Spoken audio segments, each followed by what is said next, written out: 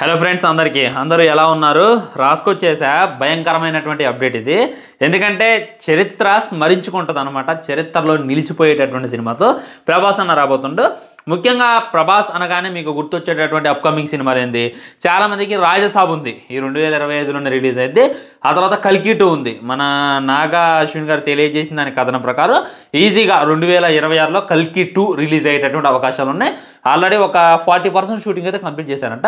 ఇంకొక షూటింగ్ ఉందంట. ఆ తర్వాత ఎగ్జాక్ట్లీ మన ముందు పెట్టేటటువంటి ప్రయత్నం చేస్తారు. ఆ తర్వాత సలార్ 2 ఉంది. అండ్ రీసెంట్ టైమ్స్లో కన్నప్ప సినిమా ఉంది, జస్ట్ గెస్ట్ రోల్ చేసింది. సలార్ 2, కల్కి 2 అండ్ ఆల్సో రాజసాబు అండ్ స్పిరిట్, ఈ 4 గుర్తొస్తున్నాయి. కానీ అందరూ కూడా ఒక సినిమాని మర్చిపోయారు, ఒక మెయిన్ సినిమాని మర్చిపోయారు. సైలెంట్గా స్టార్ట్ అయింది, కానీ వచ్చి మట్టికి వైలెంట్ సృష్టిస్తుంది. అదే మన ప్రభాస్ హను రాఘోపూడి గారి కాంపిటీషన్లో వచ్చేటటువంటి ఫౌజీ. ఇంకా టైటిల్ అయితే ఫిక్స్ అవ్వలేదు. వాడుకలో అయితే ఫౌజీ అనేటటువంటి టైటిల్ ఉంది. ఆయనే చెప్పిండు, ఒక పాపం మాట్లాడడానికి వెళ్ళినప్పుడు ఫౌజీ ఫౌజీ అని అడుగుతున్నారు అక్కడ ఉన్న వాళ్ళందరూ. దాంతో ఫౌజీ అదేంది, అదే మీరు దిగిపోయేటటువంటి సినిమా, ఓ అప్పుడే పేరు పెట్టేశారా అని చెప్పి కూడా మాట్లాడిండు. అంటే ఆ సినిమాకి టైటిల్ అయితే అది కాదు, వర్కింగ్ అయితే ఇది నడుస్తుంది, మనం కూడా అదే అని అనుకుందాం. ఆ తర్వాత మంచి టైటిల్ పెట్టేటటువంటి ప్రయత్నం చేస్తారని చెప్పి క్లారిటీగా అర్థమవుతుంది. ఈ సినిమా గురించి చాలా డీటెయిల్స్ అయితే బయటకు వచ్చాయి. ఇవి ముందు పెట్టాలని చెప్పి నాకైతే అనిపించింది. అవేంటో తెలిసిన తర్వాత నిజంగా మీకైతే ఇంకా తిరిగిపోద్ది అనమాట.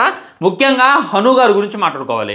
ఆయన సినిమాలన్నీ మన నాని గారితో ఒకటి తీశారు. రీసెంట్గా వచ్చింది సీతారామం సినిమా, మంచి కాంపిటీషన్ మధ్య రిలీజ్ అయింది. ఆ సినిమా 30 కోట్లతో సినిమా తీస్తే 97 కోట్ల దగ్గర అయితే ఆగిపోయింది. ఇంకొక 3 కోట్లు వేసుకోవచ్చు వాళ్ళు రౌండ్ ఫిగర్, కానీ అలా వేయలేదు.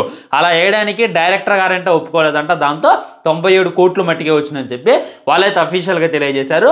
ఇక అర్థం చేసుకోండి, 30 కోట్లతో తీసినటువంటి సినిమా. ఆ హీరో కూడా మనోడు కాదు, ఆ హీరోయిన్ కూడా అప్పటికి ఎవరికి కూడా పరిచయం లేదు.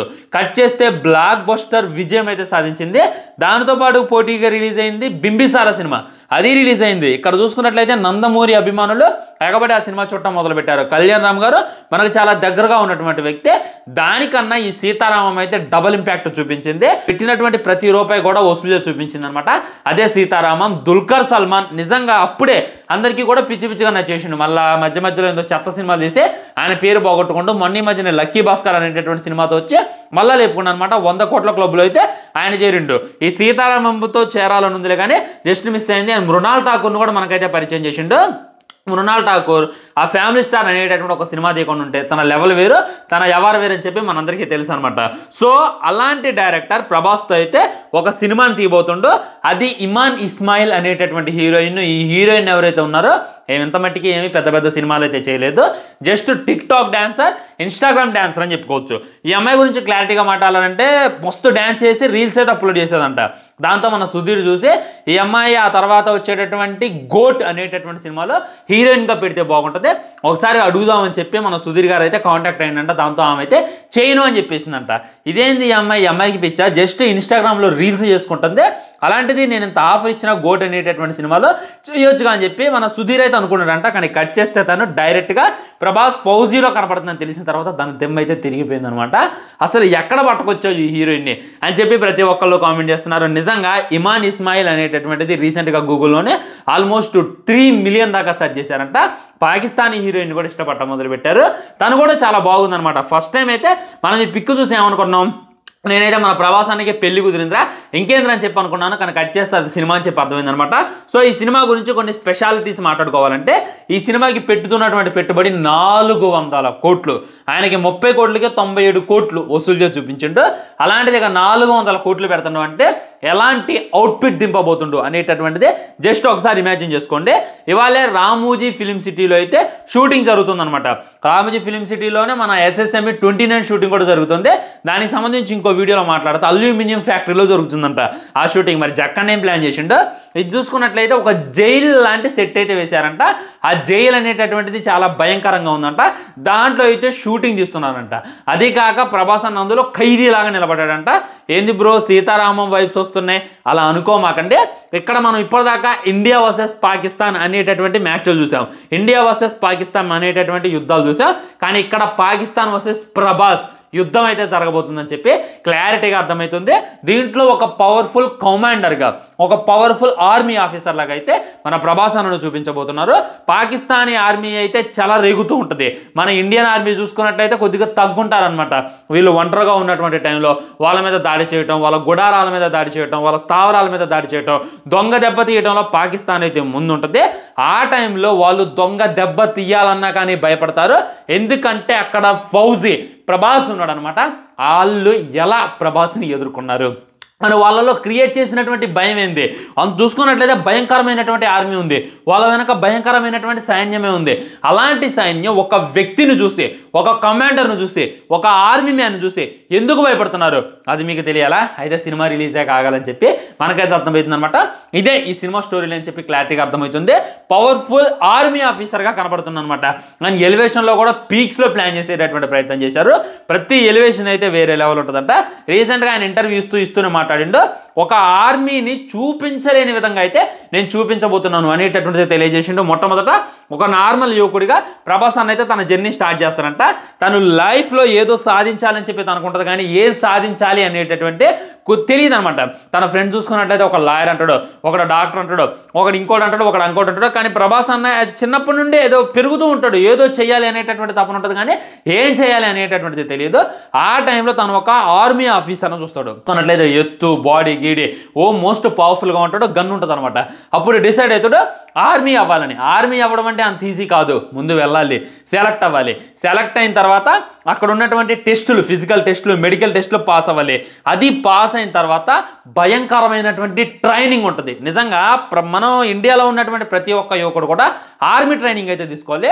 ఆ ఆర్మీ ట్రైనింగ్ మనం తీసుకున్నామా మనకైతే ఒక రకంగా ఉంటుంది అనమాట. సో మన ప్రభాస్ కూడా వెళ్తానంట, ఆర్మీలో జాయిన్ అవుతానంట, సెలెక్ట్ అవుతానంట, జాబ్ అయితే తెచ్చుకుంటాడో. భయంకరమైనటువంటి ట్రైనింగ్ అయితే తనకి ఇస్తారు. మనకి నా పేరు సూర్య సినిమాలో చూపించాలి, కానీ చూపించలేదు, ఇందులో చూపించబోతున్నారు. ఆ ట్రైనింగ్ అయితే నెక్స్ట్ లెవెల్ ఉంటుంది. మనకైతే ఒళ్ళు గొగ్గురు పొడిచిద్దంట. అసలు ఇంత వైలెన్స్ని తట్టుకొని, ఇంత ట్రైనింగ్ని తట్టుకొని నువ్వేం సాధించాలనుకుంటున్నారా అనేటటువంటిది సినిమా మెయిన్ కాన్సెప్ట్ క్లారిటీగా అర్థమవుతుంది అనమాట. ఇది ఏదైతే ఉందో నేను జస్ట్ మీకు ఇంట్రడక్షన్ చెప్పిన, సినిమా అయితే నెక్స్ట్ లెవెల్ తీయబోతుండో హను అనేటటువంటిది ఇంకా క్లారిటీగా అర్థమవుతుంది. దానికి తగ్గట్టు లవ్ స్టోరీ. అమ్మాయి చూసుకున్నట్టయితే పాకిస్తాన్ వాళ్ళందరికీ మన ప్రభాస్ అంటే వచ్చా. మరి ఆ అమ్మాయిని ఎలా లవ్ చేసిండు? ఇందులో ఇమానీ కూడా ఒక ఆర్మీ ఆఫీసర్ లాగా కనపడుతుందంట. వీళ్ళిద్దరికీ కూడా బోర్డర్లో పరిచయం అయింది. ఆ తర్వాత దేశాన్ని ఎదిరించాల్సిన సిచ్యువేషన్ వస్తుంది. ఒకప్పుడు దేశాన్ని ఎదిరించడం తన డ్యూటీ, కానీ ఇప్పుడు అదే దేశాన్ని ఎదిరించడం, ఆ అమ్మాయిని పెళ్లి చేసుకోవడం అనేటటువంటిది తన బాధ్యత.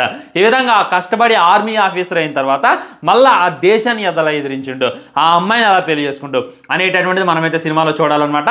మన ప్రభాస్ ఒక హిందూలా కనపడబోతుండో, అమ్మాయి ఒక ముస్లింలా కనపడబోతుంది. ఇక్కడ లవ్ స్టోరీ అనేటటువంటిది ప్యూర్ సోల్ అనమాట. అదే టైంలో వీళ్ళిద్దరి మధ్య జరిగేటటువంటి యుద్ధం, ఆ అమ్మాయిని దక్కించుకోవడానికి ఈ కమాండర్ చేసినటువంటి ప్రయత్నాలు ఏంటి అనేటటువంటిది ఒకటి. ఆ తర్వాత దానికి తగ్గట్టే మనకు తెలుసు కదా సీతారామంలో ఎలాంటి ఎమోషన్స్ పెట్టిండో, అలాంటి ఎమోషన్స్ నింపేటటువంటి ప్రయత్నం అయితే మన హను చేస్తుందని చెప్పి క్లారిటీగా అర్థమవుతుంది.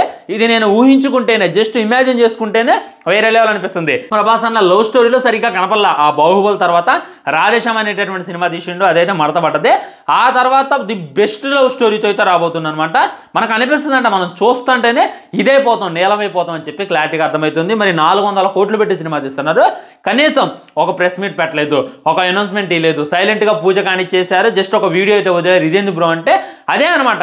మీకు పూజలు పెట్టి మీకు ఇప్పుడు నుండి హైప్ ఇచ్చుకుంటూ పోయినాం అనుకోండి, మీరు ఊహించిన దానికి డబుల్ అయితే సినిమా తీయాలి.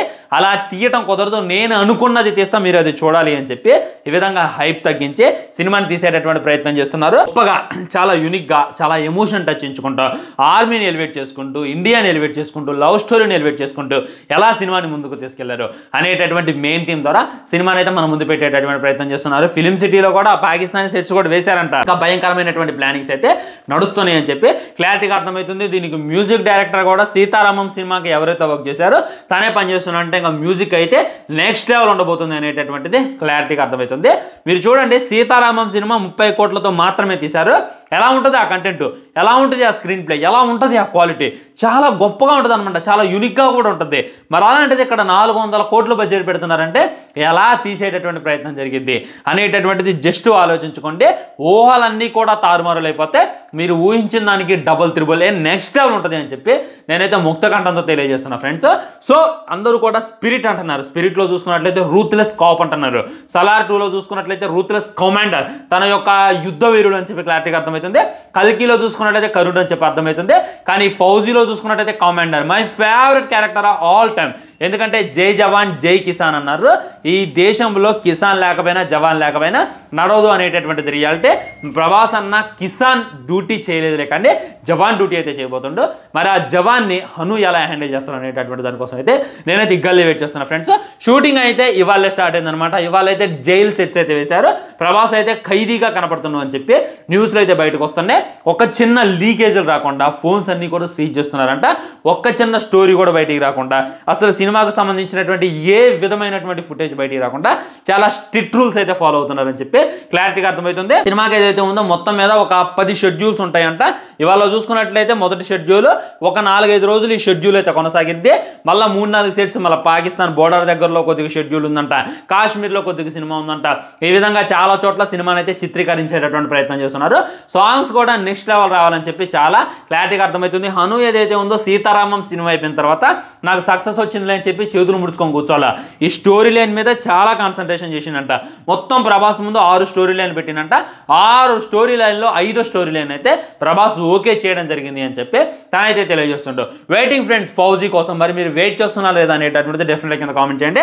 తర్వాత తండేల్ ట్రైలర్ మరి ఈ పాటికి పెట్టినో పెట్టలేదో తెలియదు, ఎందుకంటే డీలే అన్నారు. అందుకే ఈ గ్యాప్లో వీడియో అయితే చేసేసా. డెఫినెట్లీ ఆ వీడియో కూడా చూసేటటువంటి ప్రయత్నం చేయండి. ఉంటా మరి బాయ్. ఛానల్ని సబ్స్క్రైబ్ చేయండి, వీడియో లైక్ చేయండి, వీలైనంత షేర్ చేయండి. వందే మాత్రం. జై హింద్.